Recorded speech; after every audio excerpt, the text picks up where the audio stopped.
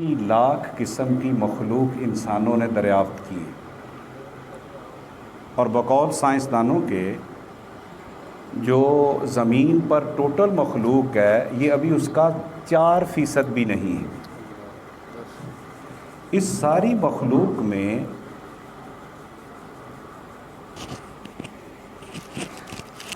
اللہ تعالیٰ نے سب سے اعلیٰ انسان کو بنایا ہے۔ یہ ہم سنتے ہیں نا، سب سے اعلیٰ کس کو بنایا ہے؟ اور اس کا ذکر اللہ قرآن پاک میں بھی کرتے ہیں، والتین والزیتون وطور سینین وہذا البلد الامین۔ والتین انجیر کی قسم، والزیتون زیتون کی قسم، وطور سینین کوہ سینا کی قسم، وہذا البلد الامین اور مکہ مکرمہ کی قسم۔ اب دیکھیں براہ راست یہاں اللہ تعالیٰ نے کتنی قسمیں کھائی ہیں؟ 4۔ اب یہ جو انجیر ہے اس کے حوالے سے یہاں براہ راست جو اللہ تعالیٰ کا مقصود ہے وہ ہے تذکرہ کرنا کوہ جودی کا۔ کوہ جودی کسے کہتے ہیں؟ یہ دجلہ اور فرات کے درمیان ایک پہاڑ تھا جس کا نام تھا کوہ جودی۔ حضرت نوح علیہ السلام کی قوم پر جو عذاب آیا تھا تو حضرت نوح علیہ السلام کی کشتی اس پہاڑ پر آ کر کے ٹھہری تھی۔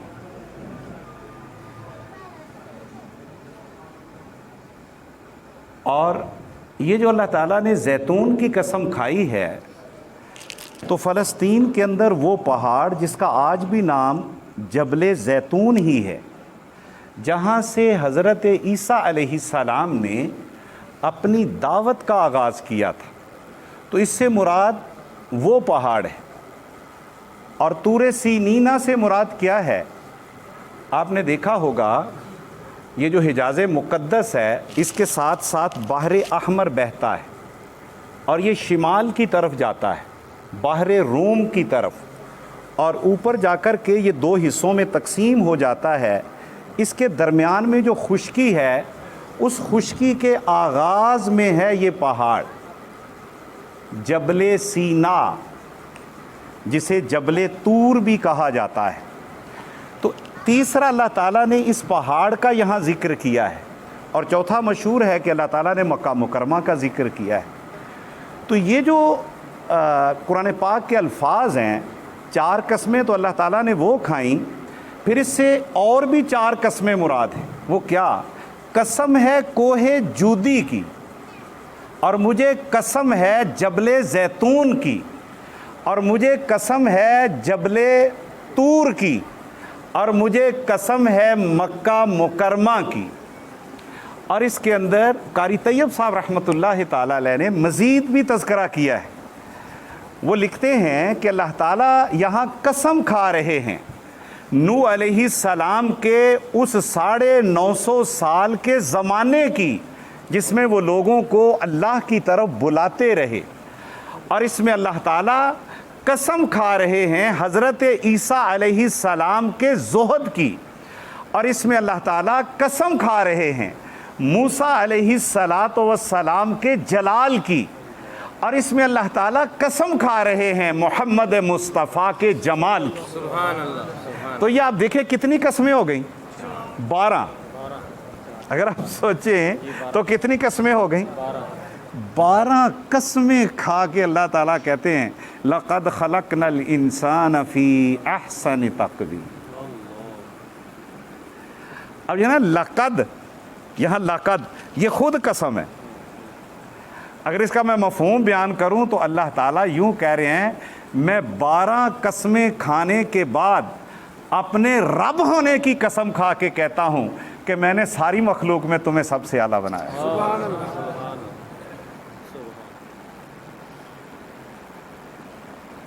اور ایک جگہ اللہ تعالیٰ میری اور آپ کی تخلیق کا ذکر کرتے ہیں اور اخیر میں کیا کہتے ہیں؟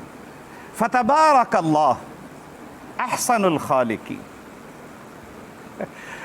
مجھے سمجھ نہیں آتی کہ میں یہ بات کیسے سمجھاؤں، بسا اوقات یہ ہوتا ہے کہ مصور ایک تصویر بناتا ہے اور مصور تصویر بنانے کے بعد جب تصویر کو دیکھتا ہے تو خود حیران ہو جاتا ہے۔ یہ بالکل یہ آیت یہی مفہوم دے رہی ہے، اللہ تعالیٰ کہ دیکھو میں نے یہ کیسا بنایا ہے۔ اور بخاری شریف میں حدیث ہے، ان اللہ خلق آدم علی صورتہ، اللہ تعالیٰ نے انسان کو اپنی شکل پر بنایا ہے۔ اب سوچیں کہ اللہ کی کوئی شکل ہے؟ لیس کمثلہ شیء، اس کی مثل تو کوئی ہے ہی نہیں، لا مثل لہ ولا مثال لہ، لا نظیر لہ ولا وزیر لہ۔ تو حدیث کا کیا مطلب ہے بھی بخاری میں، ان اللہ خلق آدم علی صورتی۔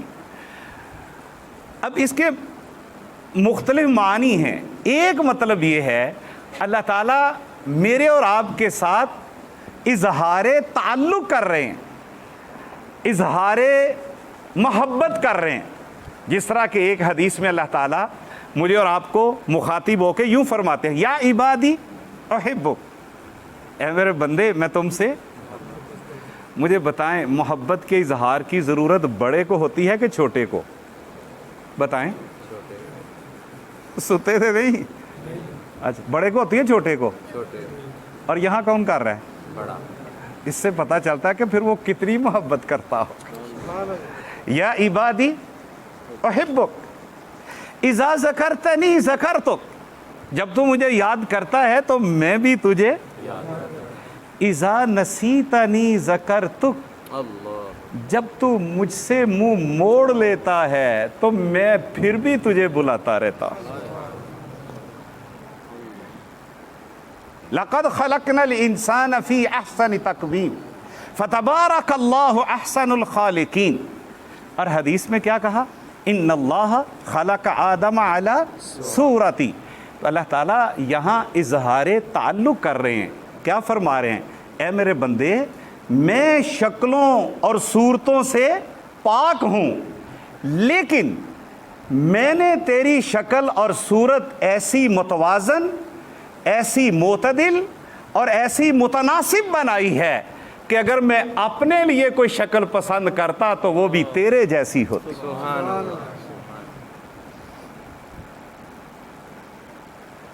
میں عرض کر رہا تھا کہ 87 لاکھ اللہ کی مخلوق ہے، اس میں سے اللہ تعالیٰ نے سب سے نمایاں اور ممتاز کس کو بنایا؟ تو اس کی بنیاد کیا ہے؟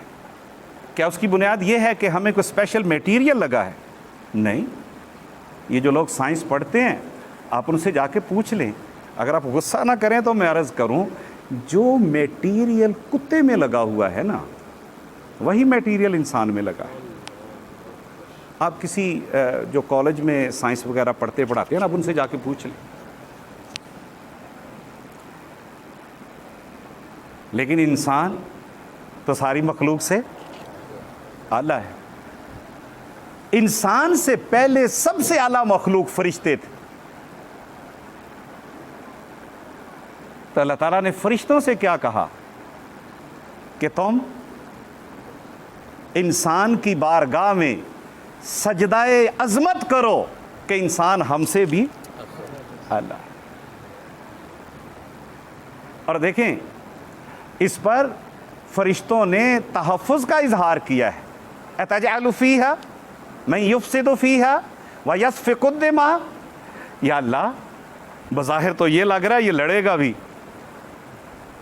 خون ریزی بھی کرے گا، اور ہم نحن نسبح بحمدک ونقدس لک، تسبیح کی ضرورت ہے تو ہم ہیں، عبادت کی ضرورت ہے تو ہم ہیں۔ اللہ تعالیٰ نے فرشتوں کے اس تحفظ کو جھٹلایا نہیں کہ تم غلط کہتے ہو، لیکن ان کی یہ بات جو چھپے لفظوں میں تھی اس کو تسلیم نہیں کیا کہ انسان تم سے اعلیٰ نہیں ہوگا، یہ کہہ کے ان کو چپ کرا دیا، انی اعلم ما لا تعلم۔ حتیٰ کہ اس پہ اعتراض کیا اور پھر اس پہ ڈٹ گیا ابلیس، جو کہ اس وقت تک کیا تھا؟ سید الملائکہ۔ اس نے نہیں نہ کیا سجدہ، کیا اس نے خدا کو نہیں کیا؟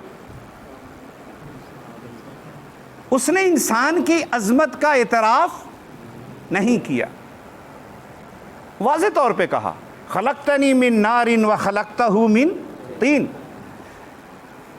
میں اعلیٰ میٹیریل سے بنا ہوں، یہ ادنا میٹیریل سے بنا ہے.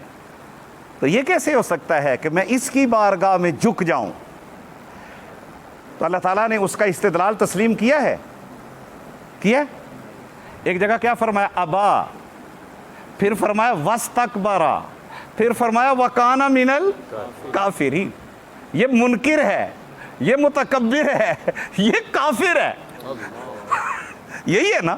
اب اندازہ لگائے اللہ اس پر کتنے برس رہے ہیں. یہ منکر ہے، یہ متکبر ہے، یہ کافر ہے. اور مزید کیا کہا؟ فخرج منہا، دفع ہو جائے یہاں سے، فإنک رجیم، تم مردود ہے، فإن علیک لعنتی الی یوم یبعثون، قیامت تک میری لعنت تیرا پیچھا کرتی رہے گی. بھائی میں نے بتایا انسان کے اندر وہ کون سی صفات ہیں جن کی وجہ سے وہ اتنا عظیم ہے کہ خدائے پاک یہاں تک اتر آئے ہیں. تو سوچنا چاہیے کہ نہیں؟ وہ جو نمایاں صفات ہیں میرے بھائیوں، میں گزارش کرنا چاہتا ہوں، سب بھائی میری بات کو سمجھ رہے ہیں؟ ان میں سے ایک صفت یہ ہے کہ انسان سنجیدہ مخلوق ہے. انسان کیا ہے بھائی؟ سارے میرے بھائی یہ سن رہے ہیں؟ میں چاہتا ہوں کہ میں اور آپ مل کے نا کچھ تھوڑا سا سوچیں بیٹھ کے. ویسے تو باتیں شاتیں ہوتی رہتی ہیں. انسان کیا ہے؟ سنجیدہ مخلوق.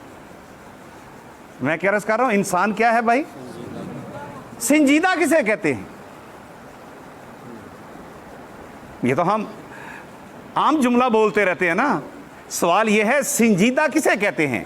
سنجیدہ اسے کہتے ہیں جو بات کرنے سے پہلے بات کے انجام کو سوچے اور عمل کرنے سے پہلے عمل کے انجام کو سوچے. یہ وہ انسان کی نمایاں اختصاصی صفت ہے جو انسان کو باقی ساری مخلوق سے کیا کر دیتی ہے؟ نمایاں.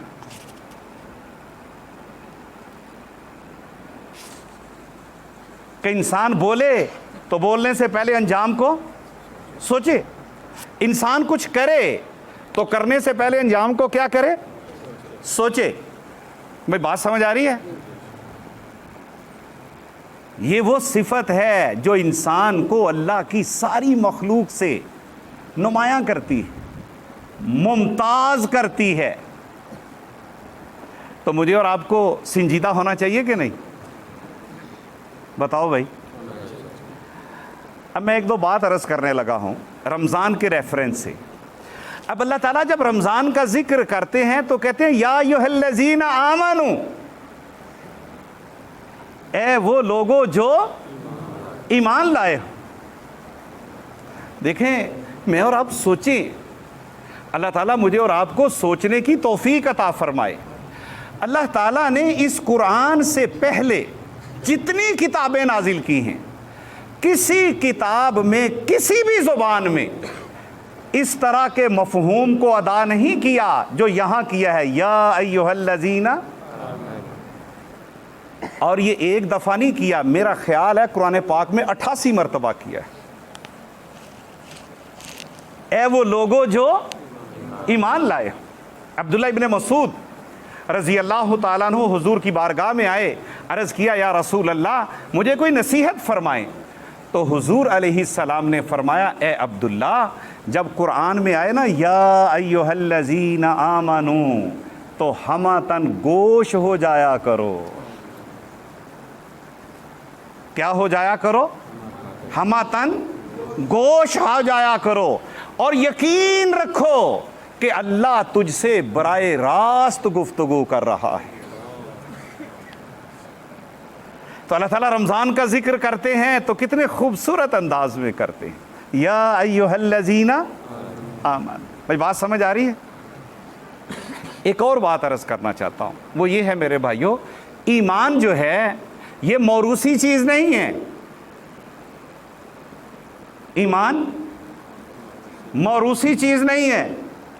میرے اور آپ کی بہت سی خطاؤں کی جڑ یہ ہے کہ ہم نے ایمان کو کیا سمجھ لیا؟ موروثی چیز. موروثی کا کیا معنی ہے؟ ایک آدمی کا والد فوت ہوا، اس کی جائیداد خود بخود اس کی اولاد کو منتقل ہو جائے گی. ایمان ایسی چیز نہیں ہے، ایمان شعوری چیز ہے. ایمان کیا ہے؟ شعوری چیز. میں صحیح بات ہے جو ہمارے کلام کی کتابوں میں اصل الفاظ ہے نا وہ ادا کرتے ہوئے ذرا ڈر رہا ہوں، ورنہ وہاں اصل الفاظ پتہ کیا ہیں؟ ایمان تقلیدی چیز نہیں ہے، ایمان تحقیقی چیز ہے. تو عام فہم کرنے کے لیے اور کچھ ڈرتے ڈرتے میں نے یہ اس کا مفہوم کہہ دیتا ہوں کہ ایمان موروثی چیز نہیں. ایمان کیا ہے؟ شعوری چیز. ایمان شعوری چیز ہے. ایمان کو انسان بطور وراثت کے نہیں لیتا، ایمان کو انسان اپنے عقل و فہم کو استعمال کر کے یوں لیتا ہے کہ اس کے جذبے اور فہم اس کو تسلیم کرنے کے لیے آمادہ ہو جاتے ہیں. اس کو کہتے ہیں کہ ایمان کیا ہے؟ شعوری چیز. تو اللہ تعالیٰ مجھے اور آپ کو کیا فرما رہے ہیں؟ یا ایھا الذین آمنوا. میں نے آگے تھوڑی سی چونکہ بات کر رہی ہے، میں تھوڑی تھوڑی بات عرض کروں گا. اب یہ جو شعوری ایمان ہے، یہ جو سچا ایمان ہے، یہ جو حقیقی ایمان ہے، اس کی ایک نشانی بتا دوں آپ کو. کتنی نشانیاں؟ وہ کیا ہے؟ ترمذی میں حدیث ہے، حضور علیہ السلام نے فرمایا لا یشبع المؤمن من خیر. اس حدیث میں جو لفظ خیر ہے نا، یہ قرآن کے معنی میں. کس کے معنی میں ہے؟ لا یشبع المؤمن من خیر. جو سچا مومن ہے اس کی ایک نشانی یہ ہے کہ قرآن سنتے سنتے اکتاتا نہیں، قرآن سنتے سنتے رجتا نہیں، قرآن سنتے سنتے اکتاہٹ کا شکار. میں چاہتا ہوں کہ میں اور آپ سارے اپنے بارے میں سوچیں کہ نہیں. لا یشبع المؤمن من خیر یشبعہ یسمعہ. یہ اسے سنتا رہتا ہے، اس کا شوق کم نہیں، بڑھتا رہتا ہے. اس شوق کی کوئی انتہا نہیں. وہ اقبال نے کہا تھا نا، تیرے عشق کی انتہا چاہتا. انتہا کسے کہتے ہیں؟ باؤنڈری کو، حد کو کہتے ہیں تیرے عشق کی. پھر خود ہی کہتا ہے دیکھ میری سادگی میں کیا چاہتا. عشق کی تو کوئی حد ہی نہیں. جس میں حقیقی ایمان ہوگا، اس کا جو قرآن کے ساتھ تعلق ہوگا شوق کا، اس شوق کی نشانی یہ ہے کہ وہ حدود ناآشنا ہے، اس کی کوئی حد. یسمعہ، یہ اسے سنتا رہتا ہے. حتی منتہاہ الجنہ، یہاں تک کہ یہ شخص قرآن سنتے سنتے جنت میں چلا جاتا ہے، شوق میں کمی پھر بھی نہیں آتی. سبحان اللہ.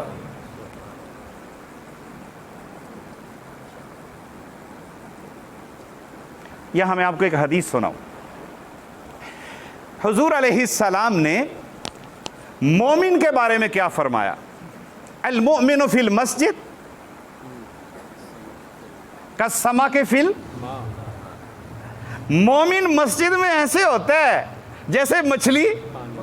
والمنافق فی المسجد کالطیر فی القفص.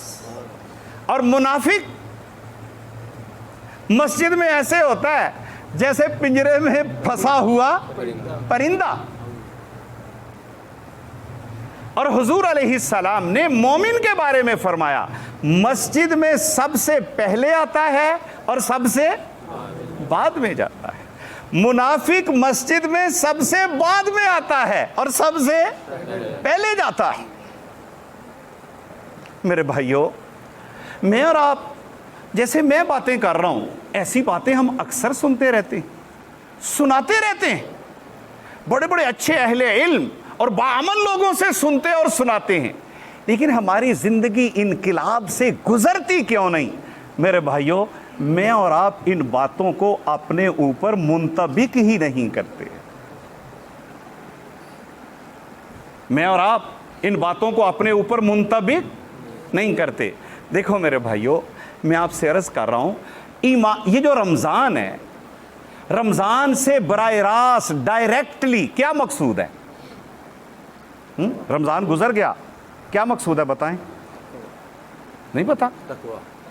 لعلکم تتقون۔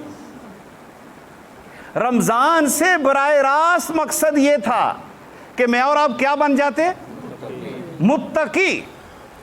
اور رمضان میں متقی بننا اتنا ضروری تھا کہ حضور علیہ السلام کے پاس جبریل آئے تو جبریل نے کیا کہا؟ یا رسول اللہ، ایک آدمی اس کی زندگی میں رمضان آیا اور وہ اپنی بخشش نہ کروا سکا، اس پر اللہ کی لعنت ہے۔ تو حضور نے کیا فرمایا؟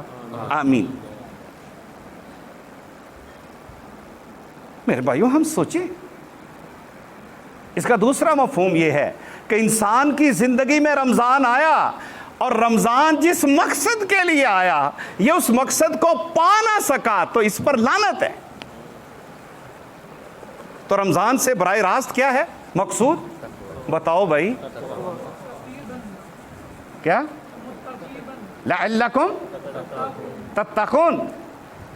دیکھو میں آپ سے عرض کروں، جس شخص میں حسد ہوگا، جس شخص میں کیا ہوگا؟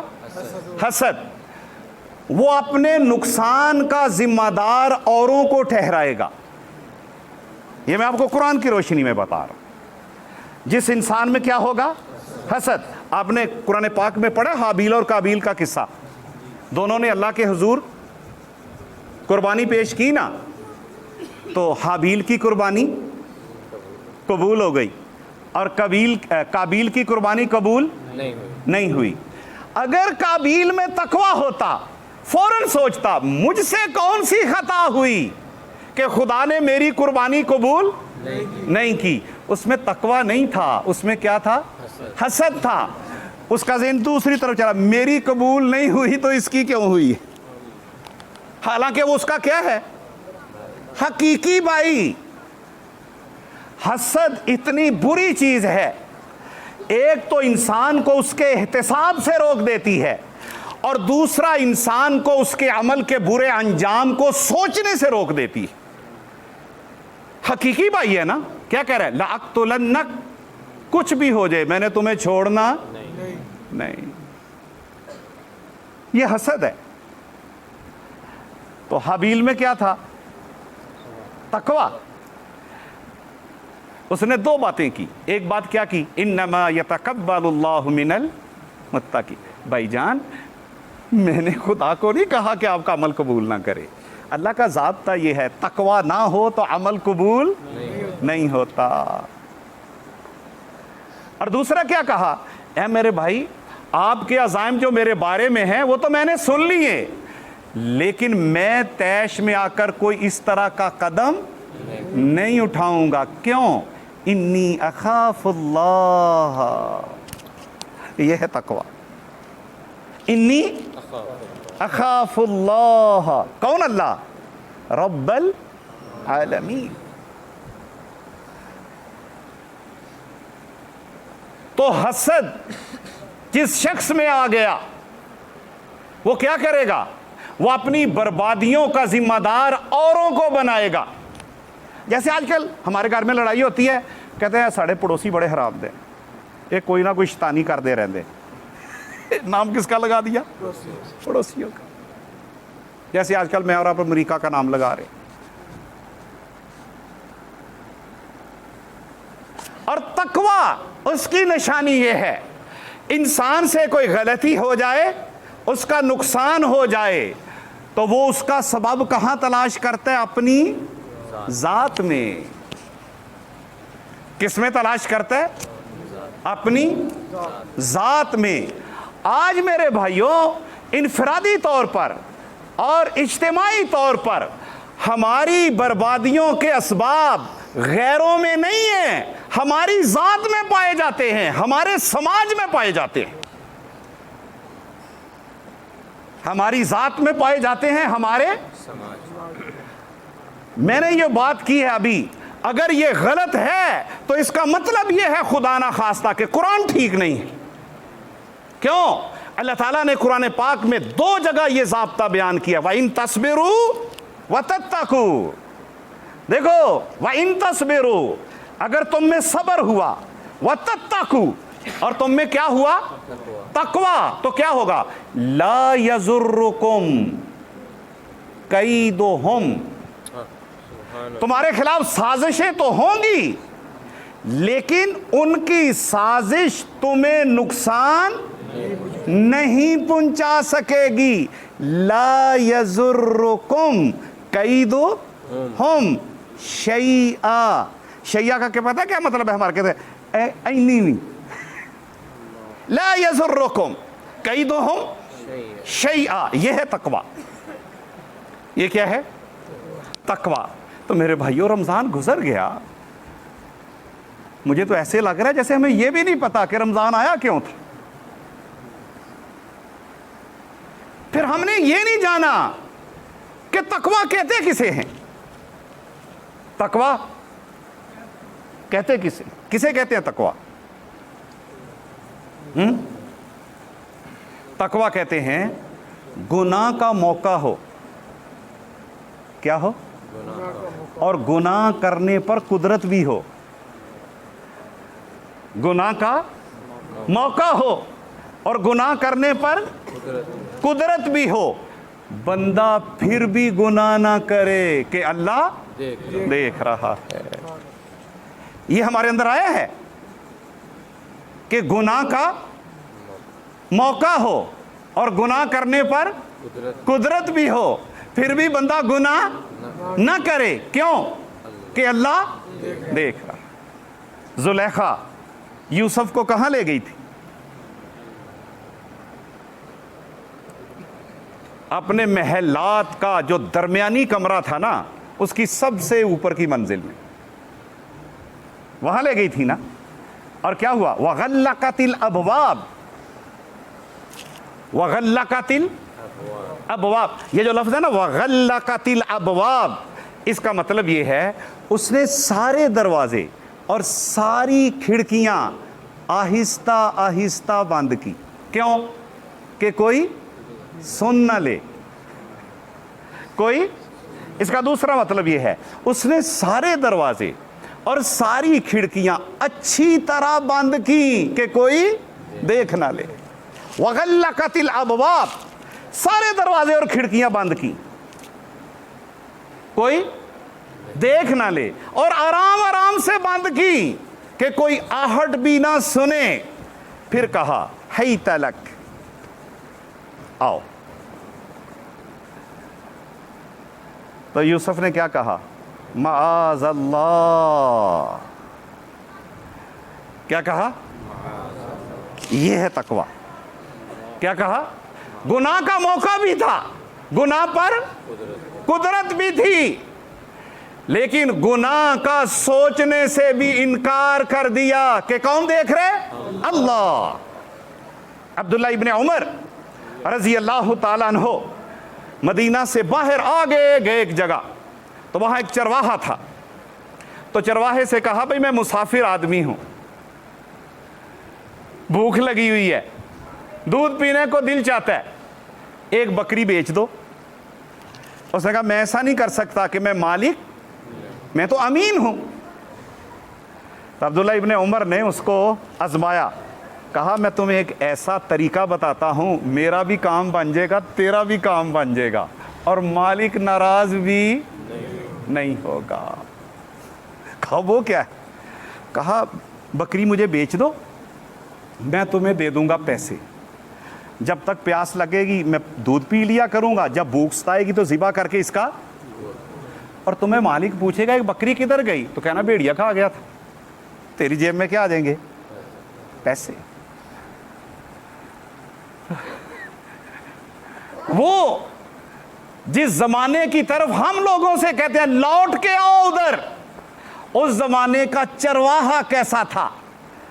جب عبداللہ ابن عمر نے یہ کہا نا تو بے ساختہ اس پر رقت طاری ہو گئی اور اس نے کہا فَعَيْنَ اللَّهِ، تو پھر اللہ کدھر گیا؟ فَعَيْنَ اللَّهِ، یہ ہے تقوی۔ تو بھئی ہم نے تقوی سیکھا،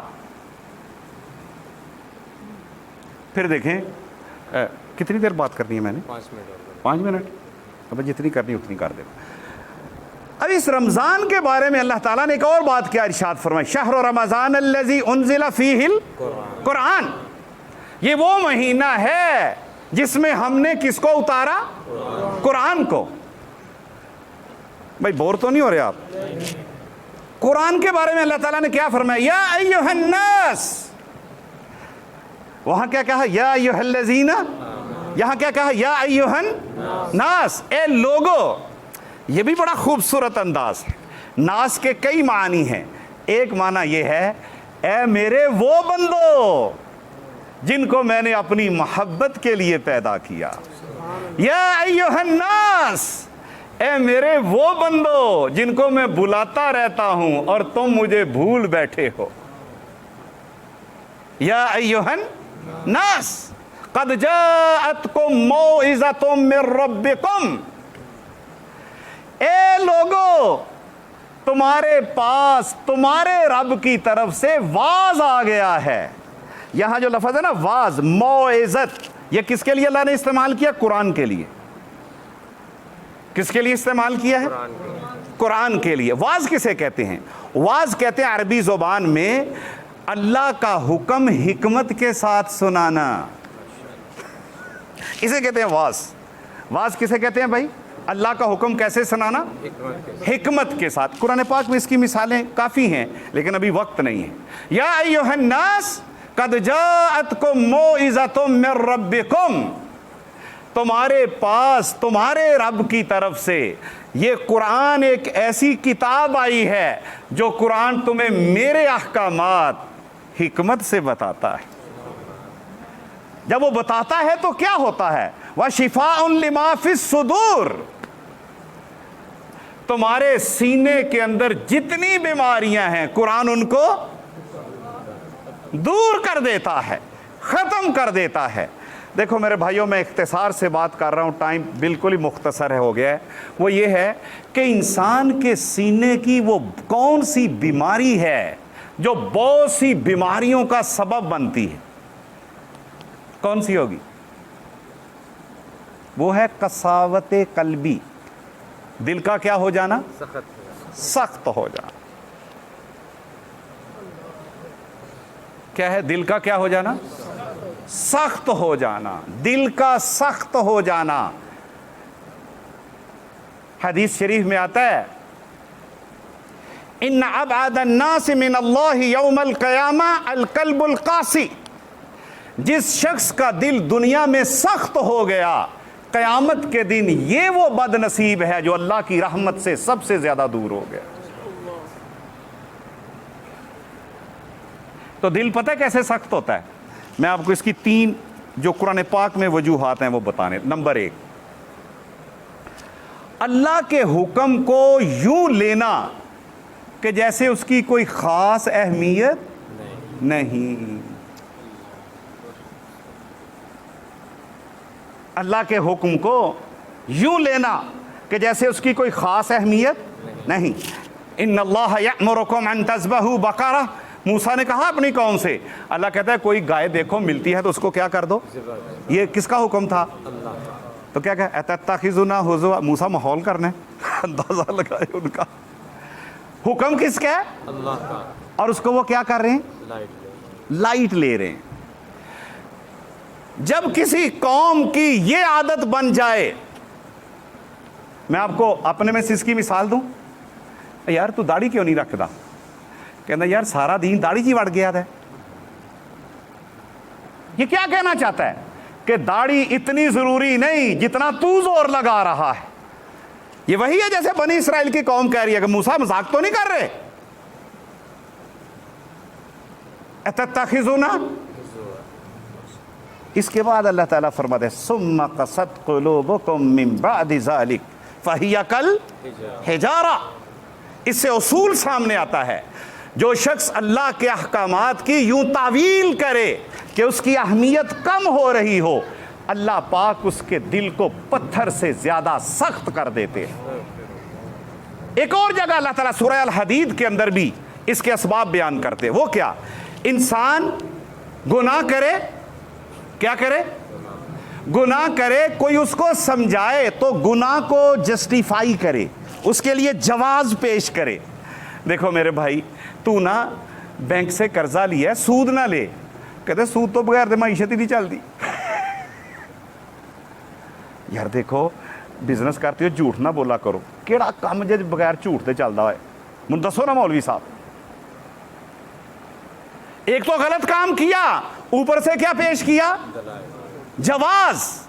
یاد رکھنا، جو شخص غلط کام کرے اور اس پر جواز پیش کرے، پھر اس کام کو مسلسل کرے، قرآن کا فتویٰ یہ ہے کہ اس کا دل یہودیوں کے دل کی طرح سخت ہو جاتا ہے. کیا ہو جاتا ہے؟ ایک تیسرا مقام ہے 30ویں پارے میں، وہاں اللہ تعالیٰ اس بات کو سمجھاتا ہے. یاد رکھنا، جو شخص انصاف کو اپنے مزاج کے تابع رکھے. اصول کیا ہے کہ انسان کا مزاج بھی کس کے تابع ہو؟ انصاف کے. لیکن بعض بد نصیب وہ ہوتے ہیں انصاف تو کرتے ہیں اپنے مزاج کے تابع رکھ کر. ان کے بارے میں اللہ کلا بل ران علی قلوبہم، ان کا دل بھی کیا ہو جاتا ہے؟ سخت ہو جاتا ہے. کیا ہو جاتا ہے؟ سخت ہو جاتا ہے. تو میں نے آپ کو بتایا دل کی سختی انسان کے اخلاقی اور روحانی امراض کی جڑ ہے.